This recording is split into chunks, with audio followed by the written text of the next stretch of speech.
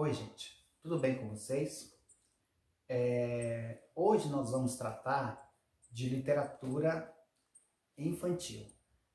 Nós vamos abordar algumas questões sobre as histórias que vocês escutaram quando vocês eram criança, ou ainda contam para os seus filhos, ou contam para os seus alunos. Histórias que aparentemente eram inocentes, mas para muitas pessoas essas histórias não têm nada de inocente.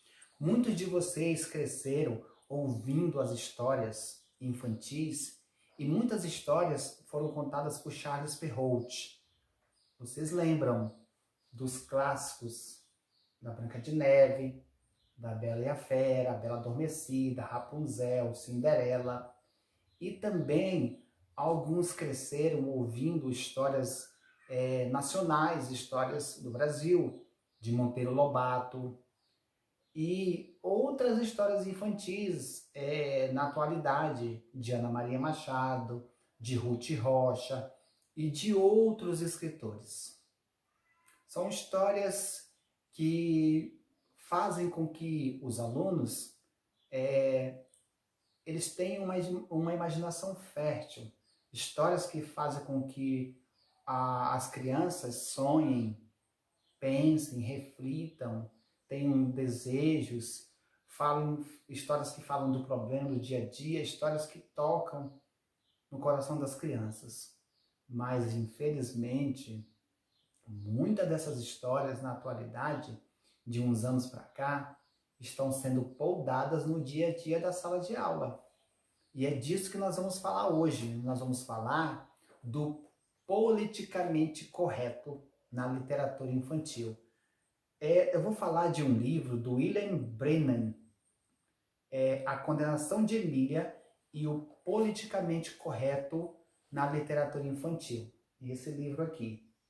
Nesse livro, A Condenação de Emília, o autor traz a temática da censura de várias histórias infantis, de várias musiquinhas infantis, de várias histórias em quadrinhos, censura ao longo dos anos que foram acontecendo no campo da literatura infantil e também da literatura infanto-juvenil, ao ponto de histórias de livros serem queimados, livros serem proibidos de ir para as editoras. Isso nós estamos falando ao campo da história.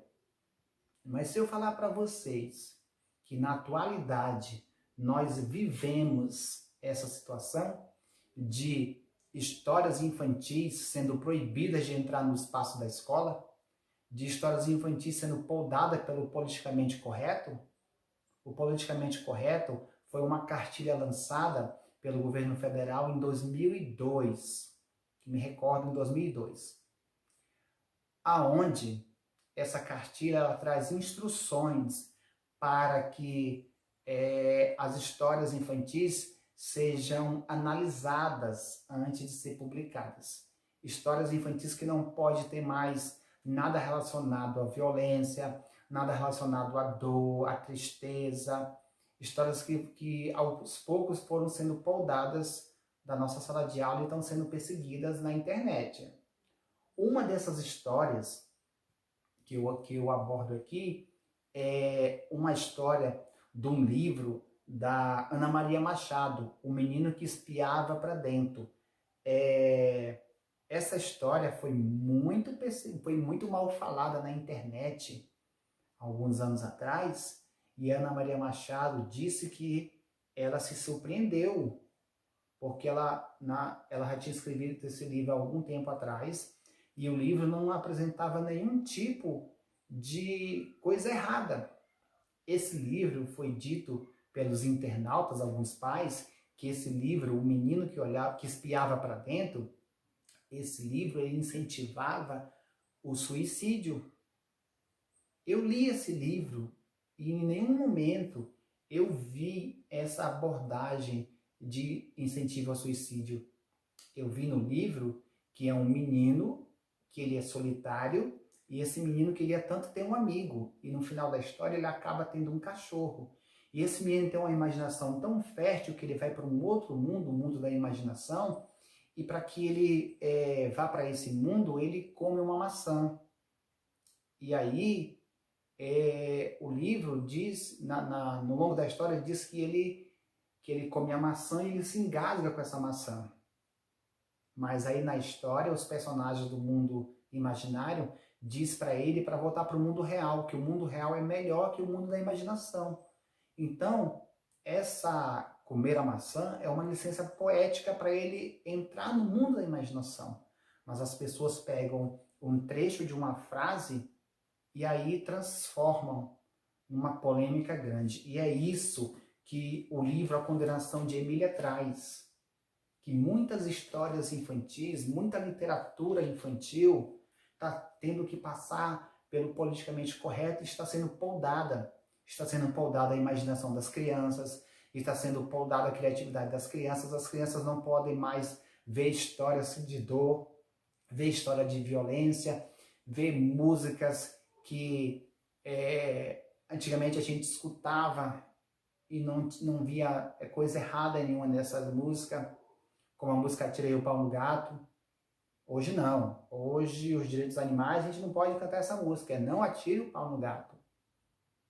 Também outras histórias infantis que estão sendo perseguidas, por quê?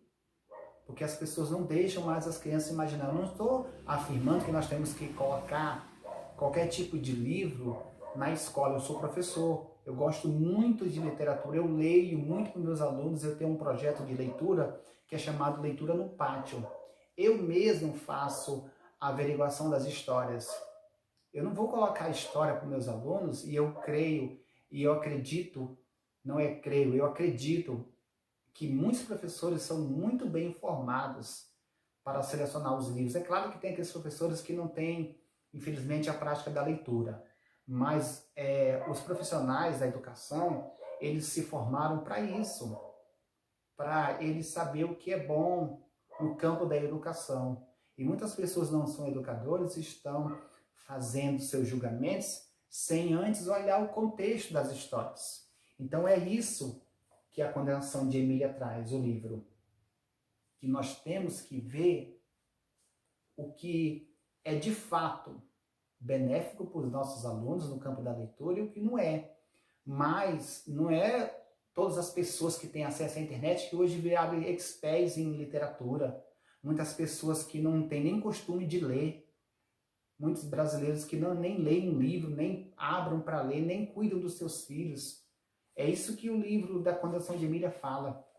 Muitas pessoas que criticam a literatura infantil, com esse crivo do politicamente correto, que diz que não pode bater, não pode falar palavrão, mas falam na sua casa. Diz que a criança não pode ver isso no livro, mas o pai faz em casa. O que adianta você julgar um livro e você cometer tudo de errado que está na sua casa?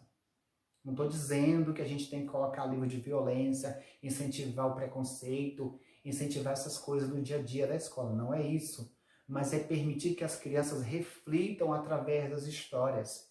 Deixar que as crianças reflitam.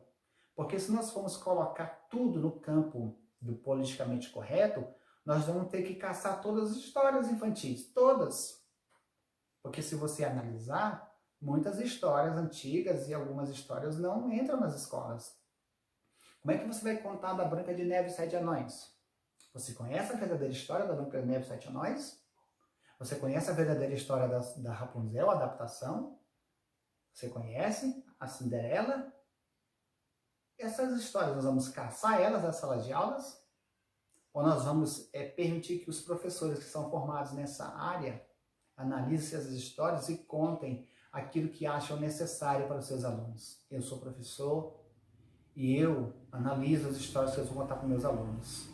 E muitas histórias não fazem mal para os seus alunos. Não é porque um aluno, não é porque uma criança leu numa história infantil que ela tem que a princesa furou o dedo num fuso, que a criança vai pegar uma máquina de costura e vai furar esse dedo também para virar princesa. Não é isso. Não é porque uma criança uma princesa foi envenenada por uma bruxa e no final casou com um príncipe, que uma criança vai comer uma maçã envenenada para conseguir um príncipe. Não. Nós temos que permitir que as crianças tenham imaginação. Permitir que a imaginação das crianças flua. Sim.